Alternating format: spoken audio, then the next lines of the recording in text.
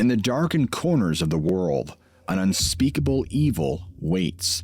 A skeptic is found dead in a locked room, his face frozen in fear. Beings with too many limbs vanish into the sky, and a young girl suffers while no one believes until it's too late. This episode will take you through 3 cases that prove our world is stranger and more dangerous than we'd like to believe, because tentacled terrors are everywhere. I'm Josh D'Annunzio. This is what lurks beneath, and you won't want to miss this one.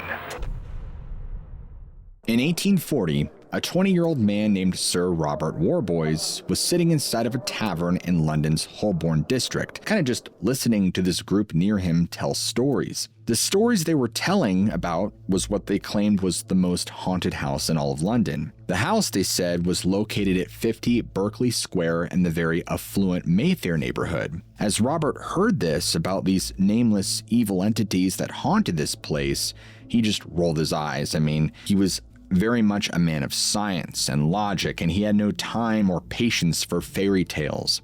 And in fact, he let everybody in the tavern know exactly what he thought. He was very vocal about it, so he became so insistent that this was all just nonsense and they should stop. And in fact, other pub patrons offered him a challenge, and they said, "Robert, if you're so certain that this is just nonsense, why don't you go there and spend the night yourself?" Well, Robert, being very young and very eager to prove his point and how brave he was, he immediately accepted, and arrangements were made for him to spend the night at the most haunted room, which is on the upper floor of 50 Berkeley Square. Now, a little while later, he arrived, and the landlord met him at the front door, and he looked really nervous. He handed Robert 2 items, a pistol and a bell cord. The cord ran all the way from this room he was going to be in down to the landlord's quarters. And the landlord told Robert that if he encountered anything strange, he should just ring the bell and the landlord would come running. Now, right away, Robert became suspicious that there was clearly a lot of theater going on in order to keep him scared, but he's like, you know what, I'll humor him, I'll play along. Of course, he didn't vocalize this, but he's thinking that. And the landlord then led him up to the room where he'd be spending the night. Now, there wasn't really a lot of furniture up there, just a small bed and a table. And so the landlord, placed a single candle on the table, lit it, and then quickly left, closing the door. So Robert just sat on the edge of the bed. He's all alone, and he's still convinced that this was just all superstitious nonsense, that this would be a very uneventful and boring event. And he then placed the pistol on the table next to the candle, and after a while, after nothing happening and boredom taking its toll, he went to bed about midnight. Fast forward to about 1:45, and the landlord downstairs was startled awake by the frantic ringing of a bell coming from Robert's room. I mean, the landlord barely had time to climb out of the bed before he heard a second noise, the sound of a gunshot. And so now the stakes are high. The landlord frantically races upstairs and he burst into the room with no idea what to expect. And right away, he sees that Robert isn't in bed. He's over in the corner of the room, but Robert isn't cowering. He's dead. In fact, the pistol is still in his hand and it's still smoking from having just been fired. But in the dim candlelight, the landlord finds a single bullet hole in the wall on the opposite side of the room. But what truly terrifies him is the expression on Robert's face. His lips are peeled back, his teeth are clenched, and his face is just stuck in this primal, final scream of terror. Even his eyes are bulging from their sockets as if he had just seen something so horrifying that he was literally scared to death. Whatever Robert saw or encountered in that room that night had been terrifying enough to make him ring the bell. This incident in 1840 was the first documented encounter with this entity that would come to be known as the Nameless Thing of Berkeley Square. But to understand the entire context of this story, we should take a step back and look at where it lives. The location, Berkeley Square, is in Mayfair, which is an upscale area of London. The square itself was built in the mid-1700s, and number 50 is this 4-story building with a basement. Today, it's listed as a structure of special architectural and historical interest. Over the years, it has had some notable neighbors.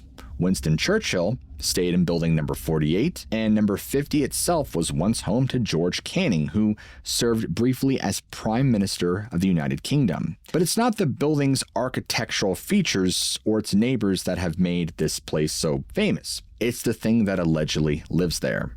Now, exactly where is up for debate, but regardless, you should probably just avoid the place entirely. Because you see, after the incident, the reputation of this place only grew, and the next incident involving the nameless thing took place years later, and it involved two sailors from Portsmouth named Robert Martin and Edward Blunden. According to some accounts, there were sailors from the HMS Penelope, and the two sailors had been out of the town, and as they so often do, they made it quite the evening. In fact, they supposedly spent so much of their wages on drinks and women that when it came time to sleep it all off, they had no money left for lodging. So they're wandering the streets of London, and eventually they come across an old building that's long since been abandoned. And it looks like nobody's there, and they barely are able to make out the sign on the door that says 50 Berkeley Square.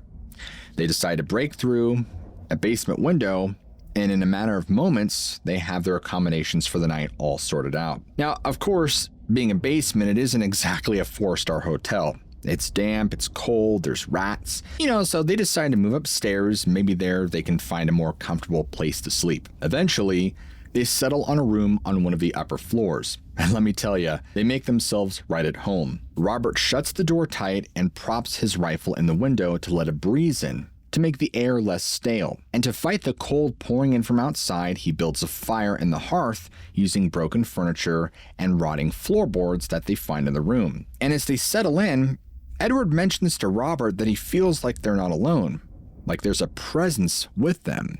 But Robert is just too drunk or too tired. He just doesn't care. He dismisses the concerns altogether. And shortly thereafter, they both pass out. And then midnight rolls around, and Edward wakes up. By now, the fire has died down, but he could see that the door to the room is now wide open. And there's this sliver of dim gray light across the floor. And then both men hear this strange sound. It's the sound of something heavy, something that can't walk on 2 feet. It sounds like something dragging itself across the floor in their direction.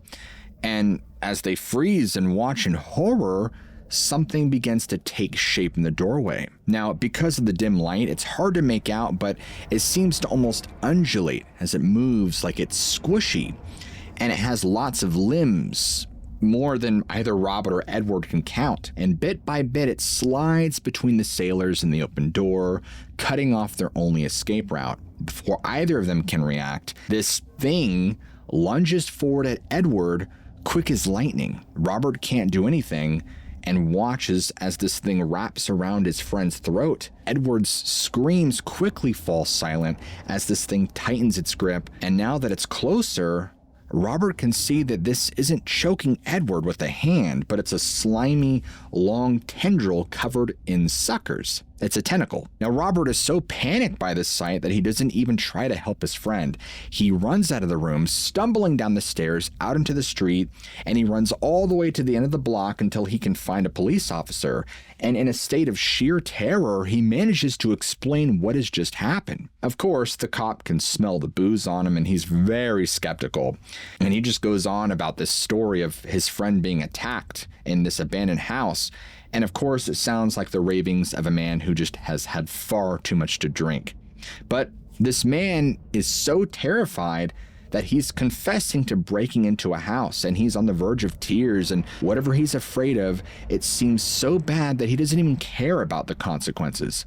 So between that and his sworn duty to investigate, the officer is like, all right, well, I'll follow you back. Let's have a look. So they go back to 50 Berkeley Square, and once inside, it's dead quiet. In fact, it's so quiet, you would never guess that anything was wrong. And so they quietly climb the stairs to the room where Robert and Edward had been sleeping, but there's nothing to see. And I don't just mean that the thing's gone, but Edward's gone too, and there's no damage to be seen. And Robert reclaims his rifle, which is now still propped in the window where he left it, and he suggests that he and the cop head down to the basement. Well, by this point, the officer is just ready to write all this off as a drunken hallucination, but Robert is still pretty insistent. So they go down the stairs to the damp, rock-walled cellar where they initially broke in, and it's just as unwelcoming as it was earlier. But there's something different about it this time, because in the corner, they find Edward Blunden's body. And it's clear from the state of the body that his head was twisted viciously to the side, like something has jerked it around with incredible force. Like Robert before him, Edward's eyes are practically popping out, like he had seen something in his last moment so horrific that the fear was etched onto his face forever. Now, it's worth noting that there are alternative accounts of his death, because some say that he wasn't strangled by the nameless thing. They say that he died from falling from a window, and there's others that claim he had accidentally impaled himself on the railings, and just different descriptions of the nameless thing itself. There are some accounts describe it as a shadowy man-like figure with a deformed face and body that strangled Edward with cold, misty-looking hands. There's even another version that had Edward not strangled, but rather torn to shreds in the basement. Regardless, the result was the same. He was dead, and 50 Berkeley Square had claimed another victim. Now, for many years following these incidents, this house stood vacant. And understandably so, people were reluctant to live here with a reputation like this. But from 1859 until the early 1870s, a brave man named Thomas Myers did live there. Now, Myers was reportedly heartbroken after being rejected by his fiancée, and this breakup turned him into a complete recluse. He would sleep during the day, and at night, people passing by would hear the strangest sounds. It was said that this was because he would lock himself in the attic during the day, and at night he would stalk the house room by room with a single candle. But for whatever reason, the nameless thing didn't seem to bother Thomas Myers too much. He died in November of 1874 at the age of 76. In the 1870s, a brave, or even foolhardy man named Lord Lyttelton decided to stay in the house on a bet. And unlike Robert, who had only a pistol for protection, Lyttelton came armed to the teeth. He had 2 blunderbuss guns, those ones with the flare at the end, and these were loaded with buckshot and 6-penny pieces. Lyttelton's logic was that the silver in these would serve as charms against evil spirits.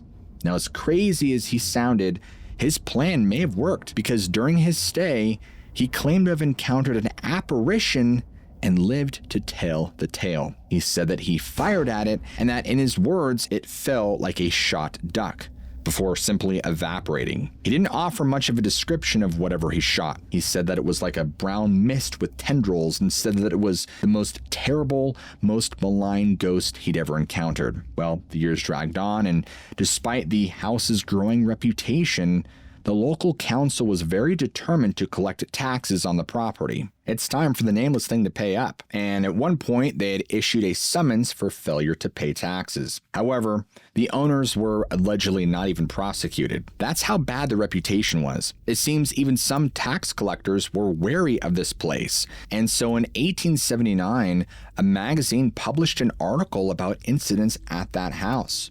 And we got a few more tidbits about the nameless thing's other victims. The article claimed that one time, a maid who stayed in the attic room was found mad. She was taken to an asylum where she died the next day. And another maid in the same year reportedly screamed, "Don't let it touch me," before she too succumbed to whatever terror lurked in the house. And there was another incident involving a Captain Kentfield. The captain was actually the fiancé of the eldest daughter of a family living at that home, and according to the story, the family was woken by screaming and gunshots, though specific details of the incident are less clear. It's just another dark tale from the house's long history. There's also another story where a nobleman supposedly stayed in the attic room. And like the maid, he was found paralyzed with fear and was so scared that he was completely unable to explain what happened. So this place seems to be a mixture of true stories and tall tales, so was there ever anything to it? Well, in the 1920s, famed psychic investigator Harry Price became interested in this location. Harry at the time was already known for his investigations, and he could not let this house pass. Now, he did do his homework before visiting, conducting extensive research that reviewed tons of newspaper articles and other historical accounts. Among the things he discovered was a story that in 1790, the house was allegedly the base of operations for a ring of currency counterfeiters. Now, this led Price to speculate that perhaps the counterfeiters created the story of the nameless thing to cover their activities and keep people away.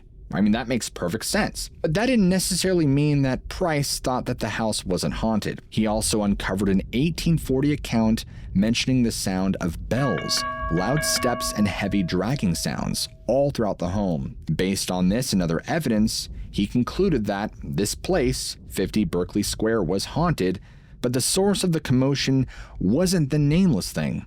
It was a poltergeist that had been active since the 1840s. Eventually, the ground floor of the 50 Berkeley Square became an antique bookshop called Mag's Brothers, and it has been renumbered from 50 to 25, but its reputation persisted. Interestingly, no sightings of the nameless thing have been reported in the 20th century. However, no sightings of the nameless thing have been reported in the 20th century. But employees of the bookshop were reportedly not allowed to go to the top floor, and a police notice was allegedly put up in the 50s stating that the top floor was not to be used under any circumstances, not even as storage, which is weird. For those who managed to sneak up there, the room was said to have been overwhelming, oppressive, and very dangerous in terms of atmosphere. Supposedly, one girl went mad from what she experienced in that room. And another strange detail about the house is that a mysterious and seemingly nameless person allegedly visited the place every 6 months back in the day, and this stranger would lock up the elderly caretakers in the basement and occupy the room in the attic for hours. But of course, nobody ever learned who this was or what they were doing at the house. And for long stretches of time, it would remain completely vacant, which was unusual for a property in such a desirable area of London. None of this tells us exactly what the nameless thing of 50 Berkeley Square is. Some assume that it's the ghost of a young woman who lived in the room in an attic, who threw herself from a window to escape an abusive uncle. This, folks say, is the spirit that sometimes takes the form of a brown mist or a white figure. Others say that it's not a ghost at all. They say that it was actually a creature. While the descriptions vary, most agree that it made a gruesome, sloppy noise. Others call it a collection of shadows, and other accounts make specific mention of clawed feet and razor-sharp bird-like talons, or seen in the story of the two sailors, a mass of writhing tentacles. Now, there's another unusual theory about the nameless thing, and that it wasn't a spirit at all. It was, weirdly enough, an undiscovered species of freshwater octopus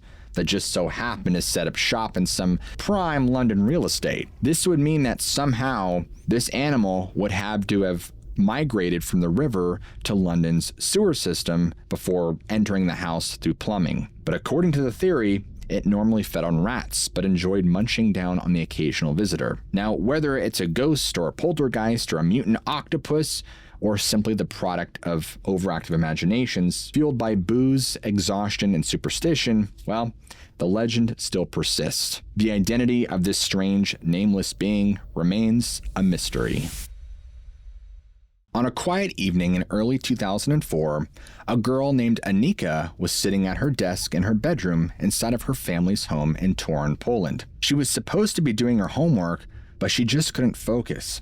She kept getting this overwhelming feeling that she was being watched, and so she would stop what she was doing and she'd look over her shoulder a couple of times, and at some point, she even got up and peered underneath her bed to see if maybe somebody was hiding, but the room was empty and there was nothing there. And, she felt like she was a pretty practical person, so she brushed it off and she just assumed that this was her imagination and that her gut instinct was wrong. Well, a few hours go by, and Anika and her parents were now sitting around the dinner table when Anika began fidgeting in her seat. She kept adjusting the collar of her shirt and, looking behind her. And after a while, her mother finally asked her, "What's going on? Are you okay?" She just said she didn't know. but that she'd felt off all day now and she wasn't really sure. And, she chalked it up to her just being really tired and cold, and especially on the back of her neck. Now, Anika's mother actually reached across the table and touched her daughter's hand and head, and when she did, she could feel that her skin was ice cold. Now, even though the house was a normal temperature, her daughter there was clearly something wrong. And as her mother looked closer at her, she noticed that Anika looked really pale, but at the same time, she was sweating. And as her mother looked at her daughter even closer, she began to grow shocked, and she saw something right near her daughter's neck, right around her collar. She could see something moving. And to the mother, it looked like these white tentacles. Anika's mother recoiled from the table and screamed, demanding to know what she was looking at. But her father, who was very startled, asked what was wrong. And the mother just pointed at their daughter's neck. But by the time her father looked, it was gone. The tentacles had vanished. And now both parents were confused. And he was kind of in typical dad mode where he's like, whatever, I'm just here. But Anika's mom was adamant that what she had seen was what I just described to you, that there was something there. And with all the symptoms her daughter had, something was going on. But despite this little bout of chaos, they did their best to get back to their dinner. But as you can tell, the mood had been completely ruined, and no one said another word. They tried to have a semi-normal night, and that night, Anika fell asleep. In her bed, without warning, she woke up suddenly, and there was this intense pressure on her neck, like something was squeezing the life out of her. And whatever it was, it felt freezing like ice. Now, she sat bolt upright and immediately reached behind her head, but when she felt around her neck, there was nothing there. But even still, she noticed that familiar sensation, like someone or something was still in the room with her. And she even got up and turned on the light to check, but she didn't see anything. So she's like, you know what? I don't know what this is. I'm getting really weirded out. I'm just going to go back to bed.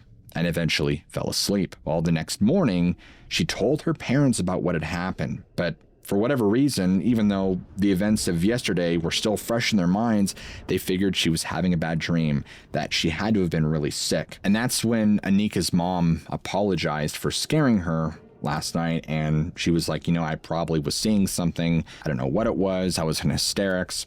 So they made up. But over the following few weeks, things did not get better. All this became a nightly occurrence. She would wake up in the middle of the night with this freezing cold sensation around her neck, like there was something choking her, and she would get so scared and she began to dread going to sleep. And she would try to stay up for as long as she could before she just would pass out from exhaustion. And after about a month of this, Anika's parents began noticing that she was visibly thinner. Now, it's important to note that Anika was not trying to lose any weight, but as the weeks went on, she became noticeably gaunt, and these dark circles formed under her eyes, and her parents were now getting very worried about her. Things got worse when the entire dinner scenario played itself out all over again, just like the first time. Her mother looked over and saw these white tentacle-like things again near her neck. But by the time she screamed, they had vanished. Now, around the same time, Anika and her boyfriend were hanging out in a park, doing their best to act like everything was normal, and they were playing around and decided to snap some pictures of her.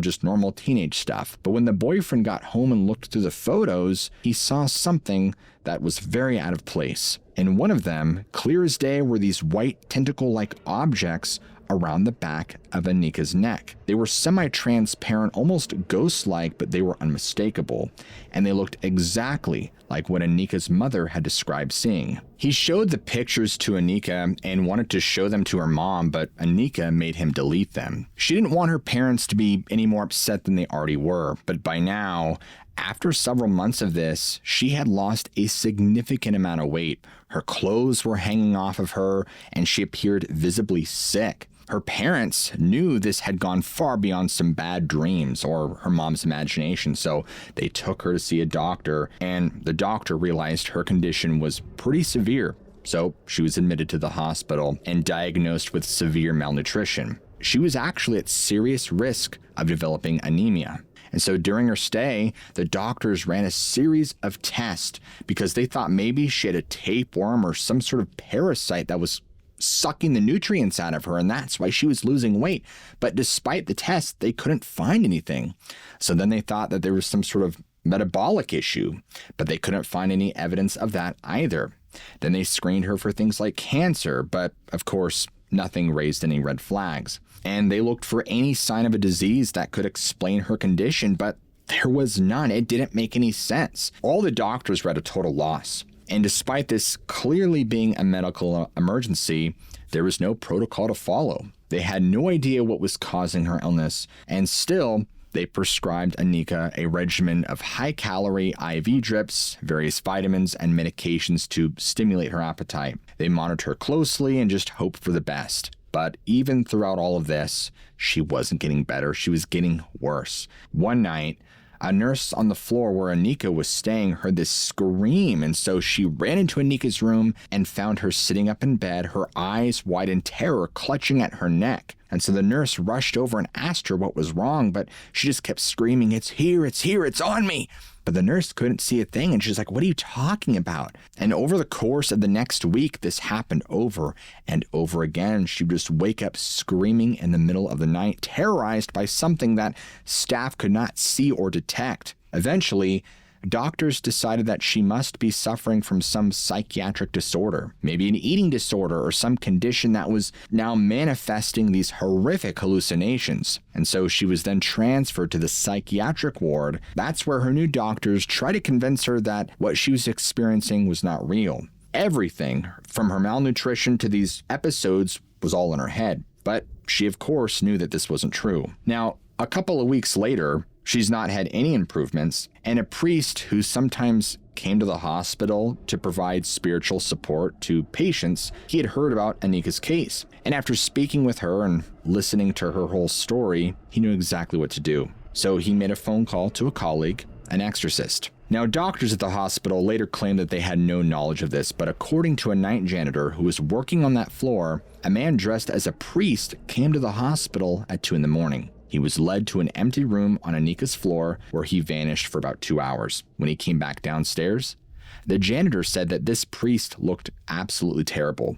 His face was gray, he was sweating, and he couldn't even stand up on his own. Allegedly, 2 of the night nurses had to practically carry him out of the hospital and put him in a taxi. While not everyone says that the exorcist part of the story is true, they all agree that she began to improve. The night terror stopped, she stopped feeling like she was being watched or that something was on her neck, and she began to gain weight back. A week later, she was well enough to leave the hospital, and the medical professionals who had surrounded her for weeks were baffled by her sudden improvement. They couldn't explain it. Within a month of leaving, she was back to her normal self, with her friends again, her boyfriend, hanging out with family. Anika has no idea what had taken hold of her life, but she knows that her life was saved by a last-minute, late-night intervention from a priest whose name that she never learned, but to whom she will forever owe a debt. And because you guys made it this far, I want you to all comment below Cthulhu, so that way I know who made it to the end and who didn't. And if you guys enjoy storytelling like this, where we dive into strange cases of the mysterious and supernatural, what are you waiting for? Smack that like and subscribe button right now for more content just like this. As always, never forget, I love you all, keep an open mind, and I'll see you guys in the very next video.